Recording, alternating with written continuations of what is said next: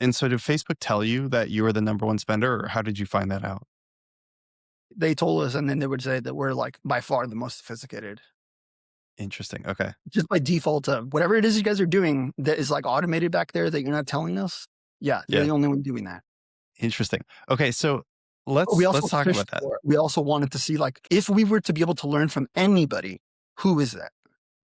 And then if they give you something that is then very disappointing, then you just have an idea of we're on our own. We're like so far out in the frontier that there is no outsourcing help by looking at someone else. I see. Okay. So you were kind of fishing through, like talking to your reps, like saying, who else can we look at? And what was there anyone like, especially while you're building the DPA ads and kind of hacking But those that that you was we found? didn't was the, like get that done, and we knew that there was going to be like a lot of upside and a lot Hmm. there. There was like no focus on anyone else yet. It was just like let's do this, and like this is a big bet. Hmm. And you know how I mentioned the planning for like ceilings every few years? You can kind of start to see those happening slowly, and they'll be stronger over time. And it's like through that we asked, or that you should ask the okay, who do we have something to learn from? Who's seen success for different reasons? Who you just want to know like if we can learn from somebody, who can we learn from? Their constraints are also like as little as they know about us, maybe that's as little as they know about someone else. It's just that if you are going to be super successful, you spend a lot. That's going to be a symptom of the success. Hmm. So no matter what, if you're if you're going to be one of the best, there's no version of being one of the best where you're also one of the smallest. You're going to be one of the biggest. Yeah. So Cause it's it's the sophistication allows you to scale. Like that's always the metric of yeah, success because you're yeah. driving profit to the business. You're able to scale and keep going. Okay. So welcome to the podcast. My name is Curtis Howlands. My guest today is Christian Limon. He's been the growth executive at 5 different exits totaling $28 billion. We're talking about Wish, Tubi, Gemini, and multiple other companies. He spent over $2 billion on marketing at Wish alone with a very small team, made it the third most downloaded app in the world, sitting right behind Facebook and Instagram. And today we Ahead get of to dig into Facebook that. and Instagram. Ahead of Facebook and Instagram? It was behind for Android. There is Facebook Messenger. No, it was WhatsApp, Facebook Messenger, and then Wish, Wow. and then Facebook, and then Facebook. Instagram. So top in the top apps just around social media with the Yeah, only other apps up there. it was six. There was actually the top six apps, or seven or eight actually, were all Facebook apps other than Wish. That's fascinating. So you've got Facebook apps and then Wish, which is kind of built itself to be the perfect ad client, all sitting at the top there. So let's start out talking about Wish. You mentioned before that it was built to be the perfect ad client. Can you tell me a little bit about like how the wish list idea started and then how you developed it basically to be ideal for marketing and kind of what that process looked like? Yeah, basically the CEO, and really the CEO and co-founder and first engineer, they all worked on ad recommendation systems and search recommendation, which is just like the core skill in ads prediction in general. So their skill set was they were building like algorithms for ads and for ad performance improvement.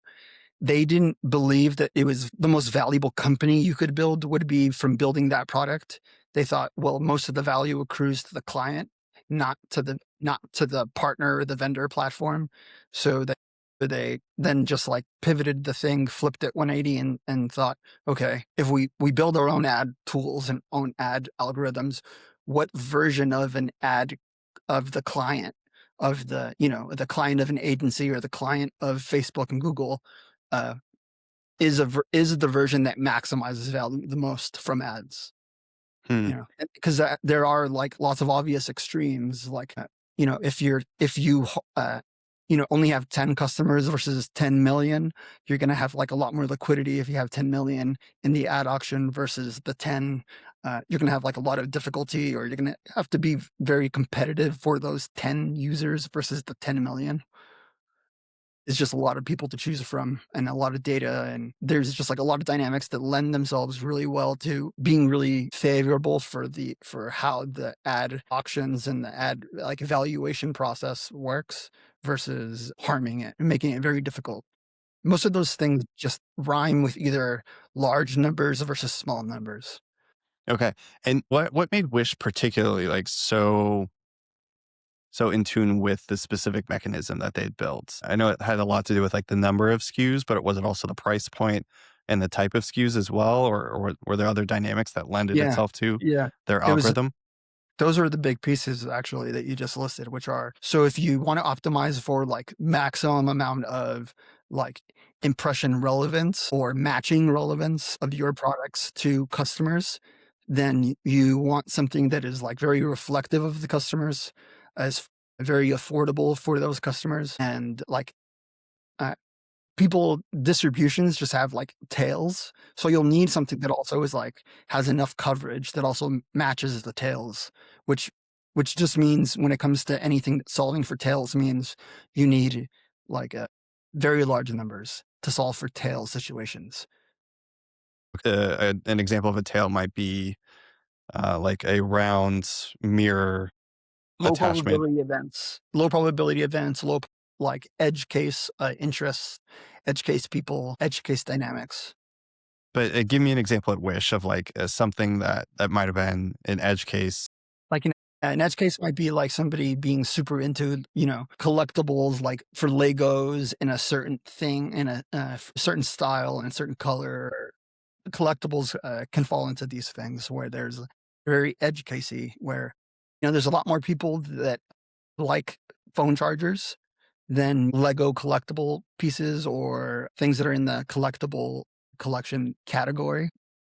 But if your goal is to just match interest, like no matter what, like it means that your solution should look more closer to having something for every interest that exists in that population versus the thousand that are feasible. Like the ultimate solution or the ultimate expression of that solution will look like something, a version for something for everyone and for every interest. As Interesting. So, feasible as if that could be. okay, interesting. I've heard it said that 40% of Google's searches every day have never been searched before, and the idea being that people are always searching new things. So it sounds like you at Wish were trying to set up a mechanism and a product set to be able to capture kind of those types of searches, like Yeah. the things So that nobody else we could we optimize wanted for. the product to reflect the way the dynamics of the ad system and like the way search system dynamics work, which are like prediction and matching of interest and relevance, and how you get better at those things are by just like more volume. So how does the matching work if you're operating in edge cases? Because exactly to that point, like the volume is what feeds the algorithm and feeds the learnings, and so often the your best converting product is the most scalable because Google or Facebook really know who to lean into. So how are you? Or I Okay, guess yeah, another way of they'll have putting those this, signals. Your you still job is did. just as much of the opposite ends of the equation to match with. So they have all the like say people data, Hmm. and then there's all the things that they're interested in. Your job is to like match all the interest and purchasing side. So is to like give them the your job is to provide a wide landscape of opportunity, and they for the most part do the heavy lifting of, oh, this is perfect for this person, perfect for this person, perfect for that person. Yeah. And what did the actual placements of the Wish ad were they like? Were you doing a lot of placements on websites?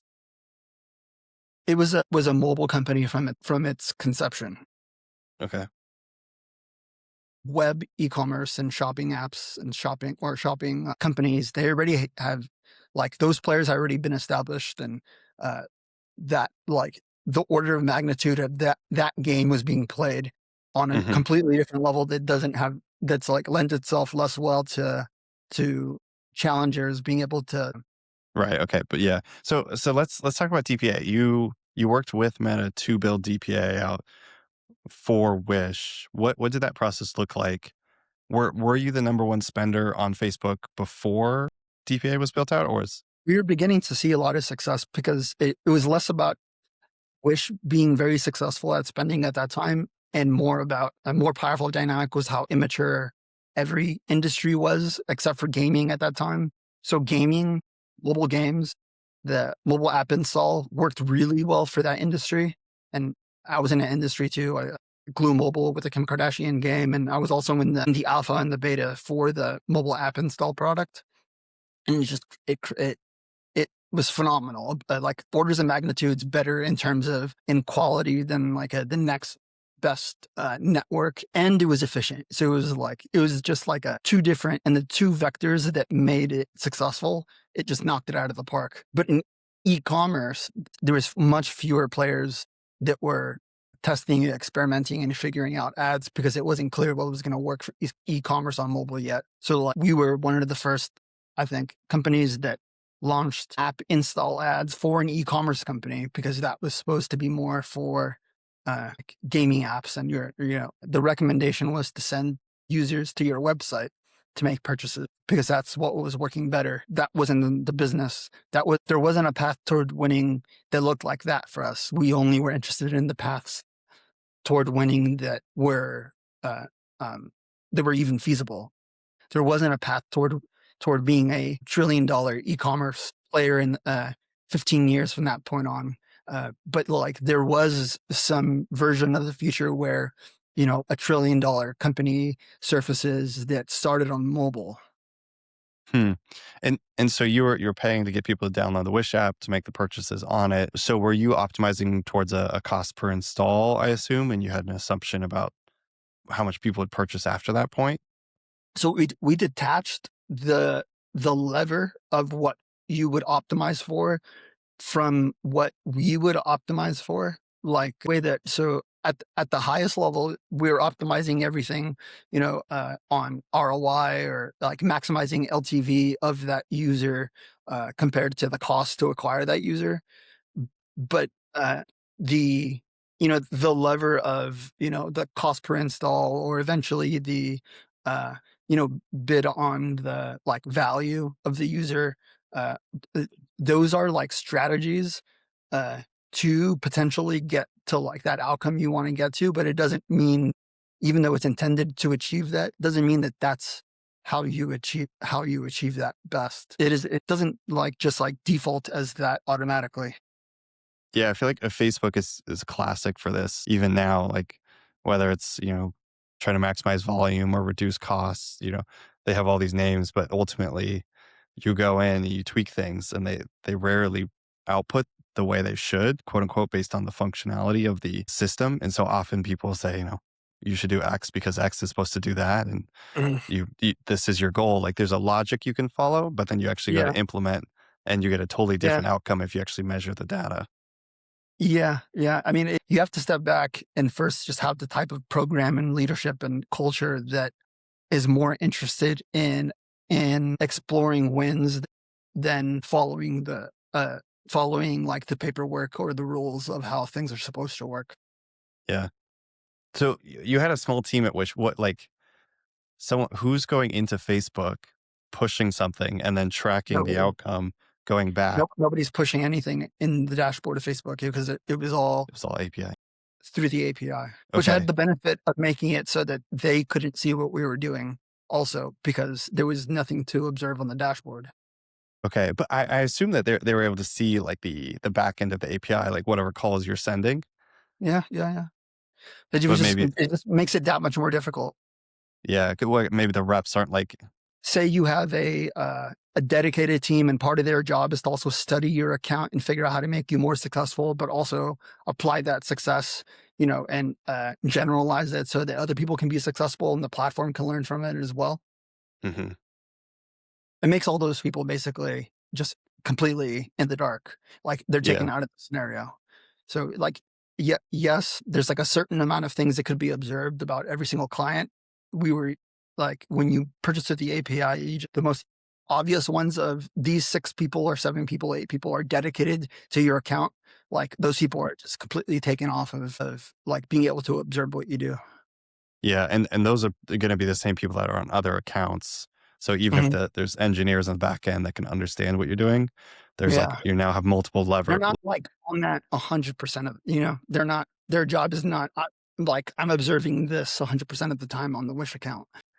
You were using API. You helped them build out DPA. What percent of the spend actually was going through DPA? Rough, like was it, or I guess was it a majority or It became like 99.99%. really? Okay, and you had the product in the image and then a price on there with your color. If I remember, it was it a blue, It was a yellow. There was like a a yellow yellow, banner or purple or orange. yellow? And that was Okay, just from the different tests. And that was dynamic. It was based on like whatever we were pricing the product at the time. okay. And so you had like a dynamic setup with the image, product, price, banner. And so those DPAs would run and it became the majority of spend is just showing products. And then that setup is so the algorithm can match people to the right products and just Yeah. It show was them. just tuned. It was built with material that was like very well set up for how success even evolves on a place like Facebook. And you've It's I think it you've was coined this more as it's like the like less it's less of we were geniuses and more of just like just understanding what enables success the best. And just by mhm, enabling the success, like you can tilt it that way to such an extreme that you enable it really strongly. hmm, by creating a system around you kind of set up Wish for Google search because you've got all of these really long tail of search intent. Not for Google search because there was no search is not a like very dominant thing on mobile in the way that it is on desktop. Like with a Okay, keyboard. but I thought the original algorithm was from That was the search engineer's That was perspective. because they'd worked on search. The CEO worked on search, Google search, pre and post Google IPO. And the co-founder and like one of the first engineers worked on like Yahoo Google or Yahoo search and Yahoo video ad relevance. And like it was just like those skills, they're in the same family because they're about like matching interests and the relevance of whatever it is that you're matching.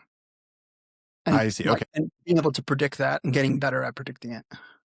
This makes sense. Okay, so you've got a matching of interest and relevance, and that the kind of ultimate outcome of that became Facebook DPA because you ended up taking an algorithm that shows a lot of intent and then just having thousands of items so that Yeah, the algorithm they're could do its gonna build job. some version of that at some point. Product listing ads were on the web, were a thing. It's a weird thing to say to invent anything on ads because, on a different platform, there is a version of that that already exists of almost everything because the different platforms have already started 20 years ago. Mhm. So everything is at just different degrees of maturity, but it's just about like you can definitely accelerate things or influence like how maybe the feature set of something. Yeah, and I'm curious as you moved more towards DPA, did your products diversify more? Because and especially thinking in the e-commerce world, it's pretty Mhm. common for one product to have 60-70% of sales. I'm assuming you guys were the far Well, extreme of that. we already had like over a million SKUs, so there's like two levels. There's what gets shown and optimized at the creative level. That's Mhm, one, and that isn't completely attached to, but is related to what gets optimized and is sold in the product level. There's like a two floor system. mhm, And so it becomes like a funnel and they're related, but they're not the same thing. So this thing like feeds into what does best at the second level, mhm, but it isn't necessarily the same thing. So it's like, would it be fairly common that the things that do better as ads are more novel and like mhm. baity versus the things that would do better as products in the feed in that ranking system might have to do with like a mix of entertainment and like things that were needed and that people were going to be interested in purchasing. Interesting. Yes, I don't remember what ad I clicked on, but it was probably something novel, and I ended up buying mirrors for my car from Wish. And so it was a very functional purchase that allowed me, because I just needed to be able to see my blind spots. And I I remember I had those mirrors on my truck for the next 10 years until we got rid of the truck. So you had two layers. One, novelty kind of pulled people in. They would then go through the app install, Novelty tended purchase. to do well, but we didn't. There was nobody that dictated this was going to be novel and this was going to be X. We only Hmm. observed how things tended to look. We had like millions of SKUs, and then from that point on, there would be no dictating what types of SKUs did what. We just observed what performed best at in different places and in different locations, networks, times, countries.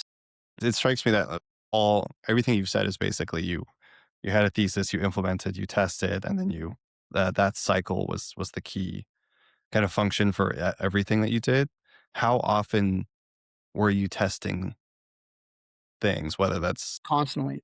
There was never a time when things were not being tested or whether or not it was just there would be things that were tested automatically, and then really every campaign is a test. At its like starting point, Mhm. just meaning that what's the difference between a test as a campaign or just launching 100 campaigns or 20 campaigns at the same time? Like, either way, you're testing to see which ones are going to perform really well and be able to potentially scale the business, really big or meaningfully. You don't know that until that happens. So until that happens, that's a test, really. Yeah, okay. And with like you were testing lots of things, you're managing budgets. How or what did it actually look like on like a day to day? Were you trying to optimize for performance on a daily basis, or did you let kind of performance swing? There was different people had different roles day to day. So like the optimization was based on like algorithmic like optimizations. The editing of the campaigns were done by the like best performing like optimization algorithms that we had. So and ultimately you're, in the way that uh if you want a thing and that algorithm to perform better, you don't just like change it. You like audition a version of it to like outperform it or simulate a version and try to see like what would do better. And there's like an entire discipline of people who are just playing with that and optimizing that. And ultimately, it still only express itself in like editing the budget and the bid up and down and when and how. But they would just be very good about being able to accurately predict what uh, uh, what would happen from that point on. So you were running a bid optimization algorithms on your side, Mhm. and you would test multiple different They algorithms would to see they which would perform they would better. optimize the bids and edit the budgets and the bids, but they weren't predicting those things. They were actually essentially fundamentally very similar to the like LTV user prediction, Hmm. because that's what you're predicting. You're predicting like what is going to be the value. So if I change this cost, what's going to be like, how does that pan out over time with the Yeah. next set of users that come in? So it's more categorically similar to the algorithmic prediction app than it is something that looks on its face like an ad prediction. Because essentially ad prediction or ad optimization is like value prediction. And if you're just talking value prediction, the relevance algorithm in the app that's determining what users see uh, and predicting like what the value of that user is based on the different things that they like buy. The Interesting. And so you had enough data to be able to correlate what ads were showing all the way down to the lifetime value. You were able to track reliably those cohorts So it testing. depends on, so there's the doing it at the ad, but ultimately the thing that you control is for us would be the campaign, because we would just like launch a bunch of campaigns. And the thing that we're predicting ultimately would be, we could try to predict like the click value, but the thing that we ultimately are trying to figure out what to do, the action that would input into the box is increase the bid or decrease the bid of the campaign, Hmm. increase the budget or decrease the budget of the campaign. And those are like, once we were live, most of the campaigns or ad sets, let's call it, most of the ad sets, those were the only two action items you had, where what is the bid and what is the budget. Interesting. Did you learn anything interesting from what? algorithm became the best, or at least for a while was the best? Were there any like There was a, insights? it was very difficult to ever be able to qualitatively describe it. Maybe there was a feature you hadn't that was not in there that you could talk to them about adding in there, and like we'll figure out a way to express this idea into like Hmm. the prediction, like maybe it's weather or seasonality of some other variable, or you have some other thesis, but well, you edit and you like input different just values based on what you see is performing. Makes sense. You're trying to accurately gauge the like price and value of the ad set or whatever it is at the level that you're putting inputs into. Hmm. Were there any campaigns like, for example, car related, where you would incorporate something like weather versus, or like, did the algorithm differ depending on what the campaign was? And the example in my mind is I'm thinking car related products probably have weather implications versus in-house products probably don't as often. The value algorithm for the most part stayed like pretty fundamental as it grew and changed and evolved, stayed to some like core level. And then other ways of optimizing it might be like the types of like uh, this list of products versus that list of products, or uh, maybe you figure out how to find success with this long tail by creating an optimal like a skew list that was more in like skewed for that long tail. Or maybe it was like one long tail or one vertical that was like very successful that could do well on Wish would be the like car parts, different types of car parts. And just like the ultimate like SKU list would be might look very different from of something that was very successful as a campaign for that vertical of customer and people versus one that just reflected the country as a whole or the Wish customer base as a whole. Gotcha. Okay.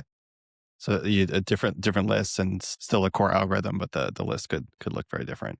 Yeah, because the core algorithm is more about like just predicting because the two inputs again were just like, do I increase this or decrease this or increase this or decrease that? And those are like your two action items.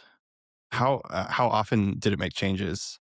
That's dependent on the like so entering and exiting the learning phase is just dependent on what scale of volume you're playing at. So for Data us, you it have. would be pretty frequently because we would just get to the volume number of whatever number of conversions or clicks we would get you like out of either learning phase. This is before they had like a visible, I think, learning phase, but it was just once Statistical yeah, significance. once you can uh had some proxy for stat sig, then you could. So for us, it would just happen more frequently than the average customer because of Gotcha. Okay. Yeah, that makes sense. Um, okay, I could keep digging into this, but I want to pivot to the story about the LeBron James, the Lakers deal that you did, yeah. and in particular how basically you predicted that LeBron James was going to join the Lakers, and because of that, you were able to sign, or at least you had a certain level of confidence. Because of that, you were able to sign the Lakers jersey deal and get LeBron James in turn wearing the Wish logo on all these magazines with the Nike logo on the other side. Can you Yeah. tell me a little more about that? Yeah, yeah. It depends on what you mean by predicting that he would join. Like the probability we predicted that there was like a good probability he was going to join. Like there's different levels that you could predict this thing at. So like one there was just the NBA team. There's 30 teams, and there was only so many teams that he was realistically going to be able to go to, whether it be by like the mechanics of like cap space or, uh, the given team or the market, being realistic. So there was like the realistic. He would he was a free agent, and he was like going to be available for a trade and go play somewhere else. So we knew. So there was the possibility, And now it's just about, well, what are the probabilities? So there's like what NBA teams would he realistically play for? And then there's, you could from that point on, I think that like we got to some, realistically there was like three teams you would play for, maybe the stay at Cleveland, the Lakers, and maybe Philadelphia or something like that at the time. And it became somewhere between like 50 to 60 probability that he would go to the Lakers, right? And it was mostly between staying or going to the Lakers. But that was like not the only thing that would influence where he was going to go. There was also his son played for a high school in LA that he loved to watch him play and would go there every summer. Put say 5% for that. There's the natural like progression of his career. Going to the LA was like probably the best like career phase move that he could make, because he's like very interested in like the business environment and the media environment, entertainment. So maybe you put like a 10% on that, and that is more like the Galaxy effect, like the LA Galaxy effect, where everyone goes to the Galaxy to play at the end of their soccer career for Mm. whatever reason, but it's just like a thing that pro soccer players that are stars do. And then there I remember he was looking at a few homes in LA. I had read or heard that there was rumors that he was looking at some real estate in LA. So that has signal. So just call that like an extra 5% of that. And then the Lakers are like iconic, right? And like there's that will do something for you. So if you're going to play for a different team or choose where to play, that is like a factor. So that one might be like 5 to 10%.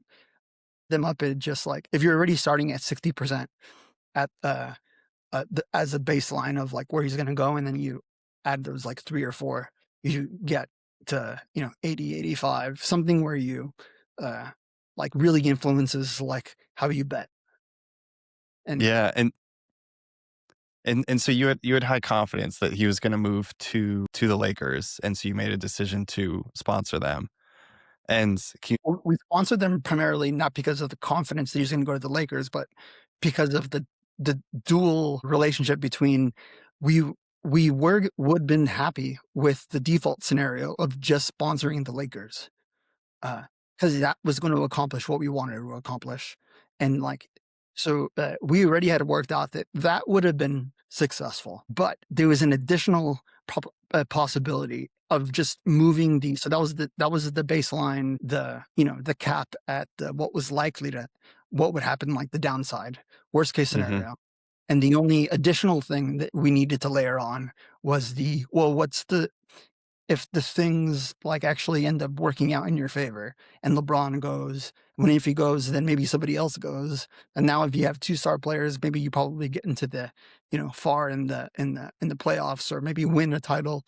Like, and now you're on LeBron and his like media and his social platform and Nike campaigns and all that stuff. Like, now all that does is just change the ceiling of like what is the possible scenario upside. So okay, my downside is capped to this at something we're already pretty like happy with, and we would do. But if something happens that is like outside of that scenario, it'll be that the deal is significantly more valuable. Interesting. And I think we talked about this before, but what do you think the value of the deal with LeBron was relative to what the baseline was before that you would have been happy with? Yeah, I mean, depends on how much you want to value the IPO. And so there's like the media value, which is like the way you normally value most media deals. But like a couple of things about that deal were very problem focused and very sniper for specific problems. So like one of the problems was that when you Googled "is Wish," it would auto populate to "is Wish a scam?" So we wanted to like clarify the obvious like questions that people had, that people were asking a lot on Google, and solve that problem. That probably would expressed itself in a number of other ways, like whether people put their payment information on, how many purchases they made. So we knew, okay, there was a valuable reason to like to solve a specific problem, and that problem is going to be very related to the success of the IPO that was going to be coming up soon. You know, like we didn't want investors having the same question or people on the roadshow, or mutual funds and different institutional investors to have Googled that same thing. We would prefer for everyone to already believe that Wish was legitimate without having to ask Google, is Wish a scam? Interesting. If you had to put a number on it, how much do you think it increased the value of the IPO?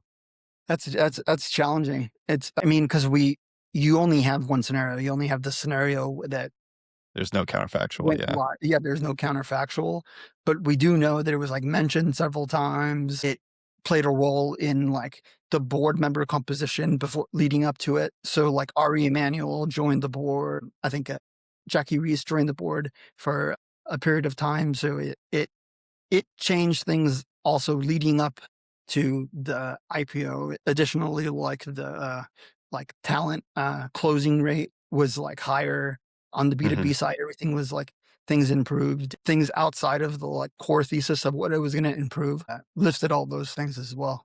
And of course, like the media piece. So there was like some efficiency aspect of it that it made existing media more efficient for a period of time. And then there's the market improvement. So the LA market was the best market for Wish in sales. So it there was an improvement there, and because of the nuances of the fact that we spent so much, and it was LA was very valuable to us. Some like low digit percentage improvements to both of those things at our size was like very very meaningful.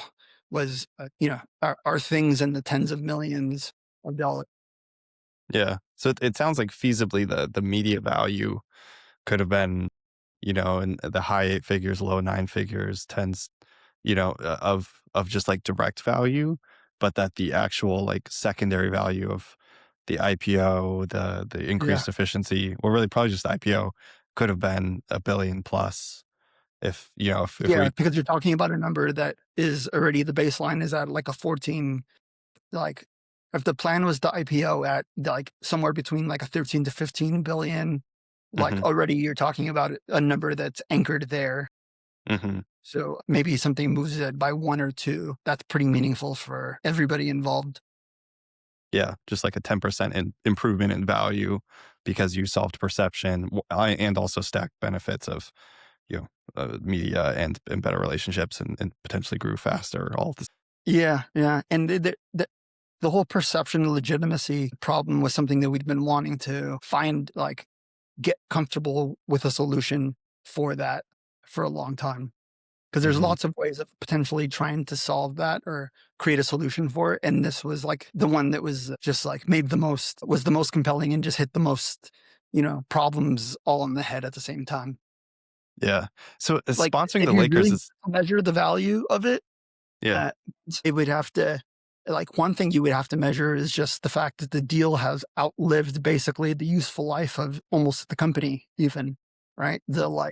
So if you go on the Wikipedia, so they won a championship. Everyone's celebration stuff is wearing Wish. If you go on Wikipedia, you'll see LeBron wearing Wish.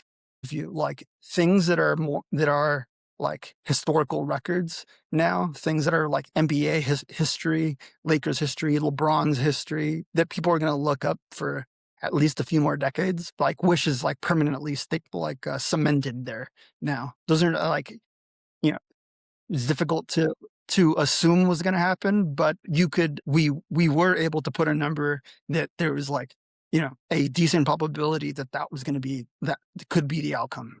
It wouldn't have Yeah. been a wild scenario. And like, Yeah. Just what is the value of a thing that is, um, becomes like part of like NBA history and all of like Lakers Wikipedia searches and LeBron's Wikipedia searches and LeBron's like social media presence and like pictures that everybody will use LeBron's uh, like when they reference a picture of LeBron now, it's like fairly common they reference a picture of him while he's a Laker in that winning season wearing which. And that is just like something that there's a lot of stories about LeBron every single year, and a lot of them have a wish on them now forever. yeah. Yeah. It's a very, very permanent presence. Yeah, yeah, it's a solution with, like, a lot of duration, high duration solution, where it's like it stays relevant for a very, very long time. Yeah. So sponsoring the Lakers is to me like a very flashy thing, but I'm curious, like tactically, what does it even look like to sponsor a basketball team? Like who do you go to? What like how long does the process take? Like if Had you a can social share what it media costs.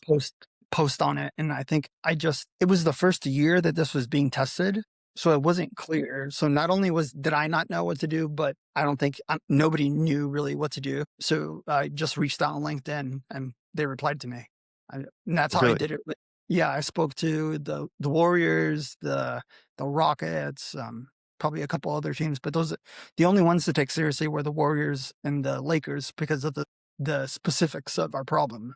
The legitimacy problem wasn't gonna be solved by working with a tier 3 market. Co Yeah, it needed to be a big team. It needed to be the Lakers or, the NBA champion. So that meant the Warriors or the Lakers. And if not those 2, then we needed to find another way to solve that problem and work on something else. Gotcha. Okay. Like It's, the 3rd most likely, like the 3rd best team, uh, that, if or option wouldn't have solved the issue probably like remotely close to the 1st and 2nd. yeah, that you're right. Because you were really trying to solve like a mass credibility issue of you needed Yeah. to really cut it off completely. Like that was the minimum bar was mass credibility, like something that solves is so credible that it solves the mass credibility of a thing that they associate with, and that Yeah. just leaves there's only a couple options there. So you DM them on LinkedIn, they respond, you get on a call and they say, "We've never done this before." You say you've never done this before. Like what happened after that? I fly down there. So simultaneously, I'm like pitching the CEO and the co-founder on like the possibility of doing something like this, and they're loving the probabilities of it and the math and the dynamic of worst case scenario we get this, best case scenario we get this Yeah, for the same. Lakers with LeBron. Yeah, but you're paying the pre-LeBron pre-championship price. Okay. So the Wish CEO is happy. Now you have to convince the Lakers management or To be happy with Wish because you don't know how the bidding is going to go for the team, and that was mostly like selling the story of Wish and selling inherently the story of the CEO because the story of a lot of companies is like some version of the story of the CEO. okay. And so you pitch it to them. I assume you've got some competitors that you outbid and told a better story, or and for some reason the Yeah, combination of those they chose it, you. it's definitely very nice to at that stage be at a mobile company, mobile first, born in mobile, where the CEO founder was like at Google and then started the company that just has this type of sophistication and edginess and algorithmic like sophistication that is just also that a younger, edgier kind of wanting to stay relevant team and players would resonate with. Which so I Gotcha. couldn't there I didn't know what else was, like, on the table, Hmm. but it isn't even tech companies, a lot of the companies you compete with, it's like some meat company or, a Hmm. food company or, theme park. Interesting. And so you close the deal, you send them the money, they put the logo on the jersey, and then this looked like you got to go around, meet everyone, hold the jersey, take some photos, and then from there was there additional pushing on your side to really get the word out that you're the sponsor Oh, of the yeah. Lakers? For sure. But, I mean, you keep the whole thing quiet until it's announced. They run the announcement and that whole piece because that has to do with also the NBA's process. But they do like a killer job. They're like world class at announcing big announcements, just like when they announced LeBron joining, like they're that's part of like what they do is do a really good job of announcing world class things. Hmm. And so they had a big announcement for Wish that you then get to build on and build off of. Okay. Yeah, yeah, and they How supported us with a lot of media, and then the logo was all over the practice facility, The jerseys, the B League teams jerseys. It's not called that, but the second Yeah. team and Yeah. the practice things and and this is still pre-LeBron being announced. Yeah. Are the numbers public of what it costs to do this? I think the estimate is public. I think it's been estimated at being uh so it all in with the 3-year deal was the estimates are between like 40 and 42 million. Wow, okay. And we're estimating something like $1 billion in like tangible value from a better IPO and potentially a lot of other associated values Yes, outside of that. it's not wild to have a $1 billion all in influence when you consider uh when the IPO is factored in.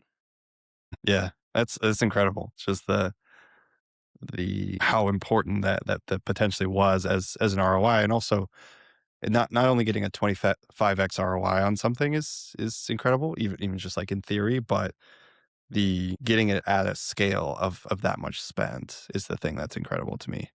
Yeah, that really narrows down what you can try and what your options are when it has to be effective at a really large scale. Yeah, yeah, truly. That's That's what's nice about things that are like one project based is there are some single projects types of deals and alignments that you can pick and choose and only do the ones that have the potential to work out at a really big level. Yeah. So another one of those is the Floyd Mayweather fight where you sponsored yeah, McGregor, that like the most watched fight of all time. And if I remember right, you kind of told a bunch of people that if a spot opened up, they should call you. You had the money to close. You could close quickly.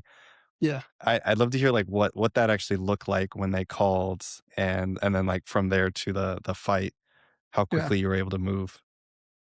So I reached out to all the agencies that represent all the large like entertainment, sports, media, concert, music artist deals and just like let them know that like we exist, we're a player in the space.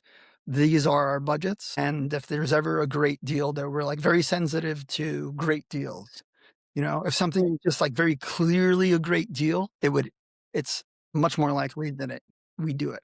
If it's something that the price is just unbelievable. And that normally only happens when there's some kind of emergency or there's somebody backs out of a deal. So we also let them know that we can move very quickly if that happens. Okay, and So so letting them know they we're a call you. solution and an option for you in the event that this kind of stuff happens. Hmm. And so they gave you a call, and they say, "Hey, someone dropped out. We want you to sponsor this fight." What like did you do the same math as before, where you said like, Yeah, "Okay, they it don't have seems to like even this is gonna say be." why. They just have to say whatever's the new what is the price? And it's not really important why. It's important that you see that, wow, this is a price that is like significantly dropped down from the price that this is supposed to be going at, that is like in the news and is very public. And you've shared that the original price was something like 11 million, and you got it for closer to $1 million.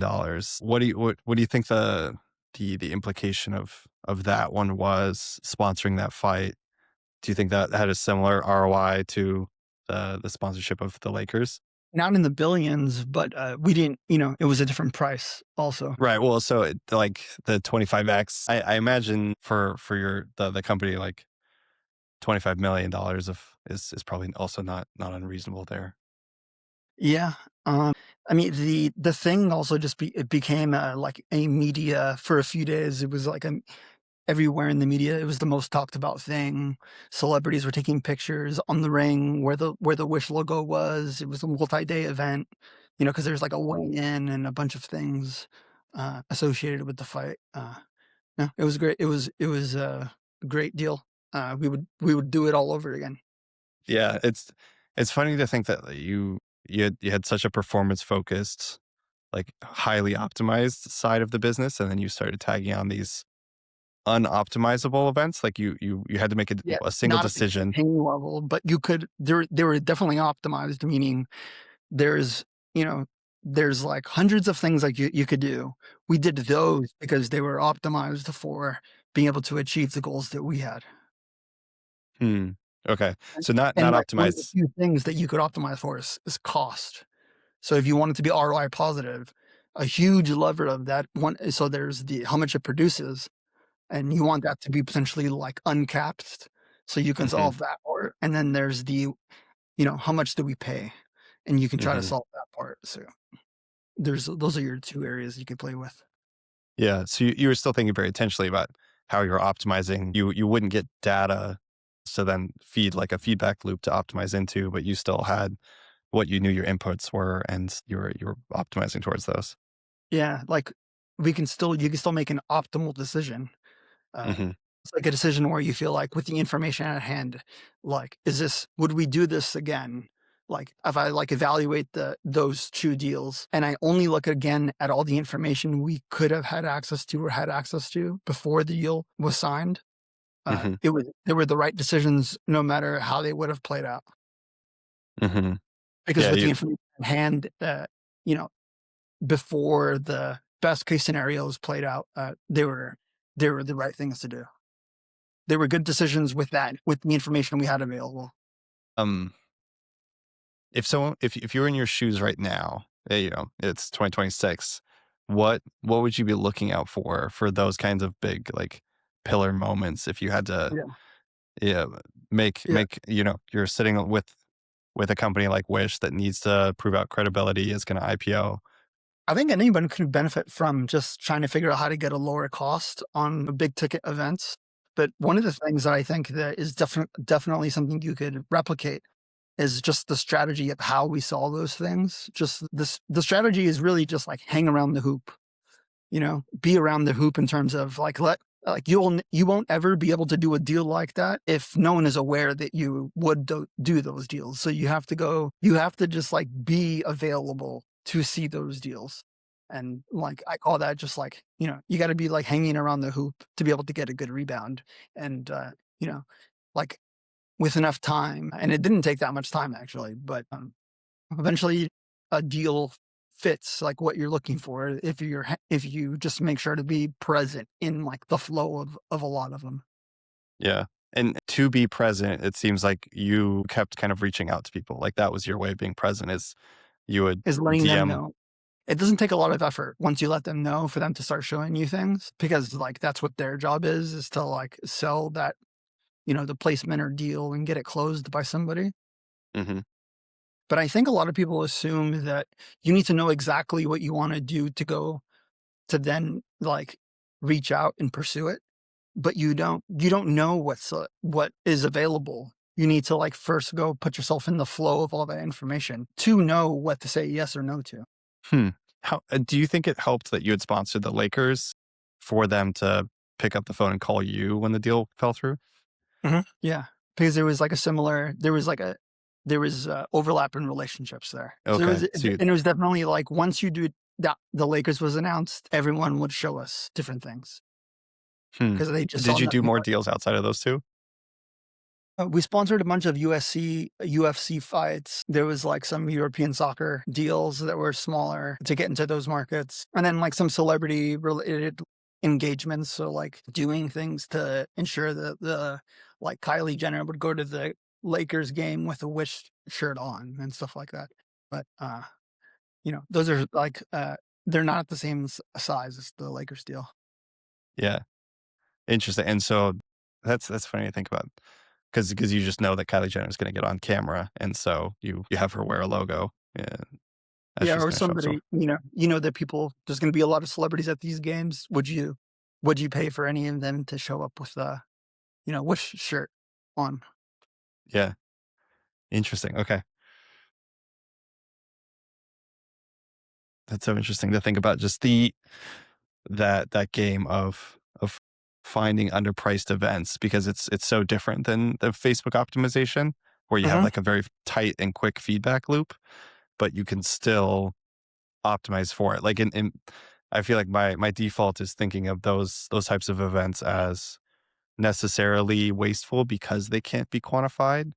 But to your point, like there's just different levers, and so you have to understand the input Depends on numbers and spend more time what before. you're trying to estimate, like, if I do this thing, what will happen? Uh, and then, the like, sometimes that estimate and the things that you're estimating will happen, they could be at a number that is, like, big enough to still be while being conservative, that it's, like, worthwhile, that is, like, not too far from, like, how you might be buying, other types of media that are quantifiable. Hmm. 'Cause there is a lot of also, like, attribution nuances and estimation and value estimation and estimations that you're making, uh, on, other type of media. It's just like you're making, like hundreds or thousands or of, like, small bets versus, like, you just, like, you wanna get the pieces right if you're gonna make one very big bet. Yeah, But being I wouldn't say that I that that it's that I would say that it's as sound as the other decisions that were being made on other types of media, even with, like, different tools available, you would say it was or it wasn't as sound. or that it was as sound. Hmm. Interesting. Okay. Like, if, like, either way, say when you're optimizing and, like, projecting the LTV, like, the expected value of a user, we're also just projecting out the expected value of this deal, Hmm. trying to do that accurately and trying to, like, increase the margin of you know, doing it as profitably as possible.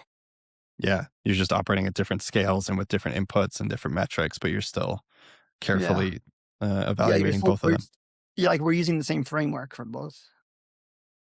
Yeah, ultimately, it all comes down to ROI on both of them, and just Yeah. how do those pieces come ROI apart? and, like, predictions of value. Because in both cases, revenue is predicted, and the input is the one that you have control over, or the Mhm. cost, and so you're trying to balance it such that and the difference with the online is that you can repeat the process so you can move quicker, but Yeah, if ultimately you're the wrong, you framework's the just same. and if you start to get signaled that you're a little bit wrong, you just, like, you can bring things down Yeah. and, You like, can't you can sponsor half the recalibrate. Lakers. Yeah, you can't say, "Hey, man, can we, like, recalibrate this to so I can bid half as much?" Like, I just wanna be on half the jerseys, just Mhm. yeah, Yeah, it's I only wanna be on that guy's jersey, so, how about I only pay, like, 1/10? right, yeah, just the cheapest audiences, just one half of the court.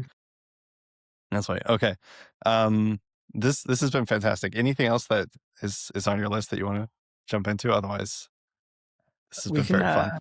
yeah, we can hang Let's out wrap it another here. time, just go over other stuff anytime.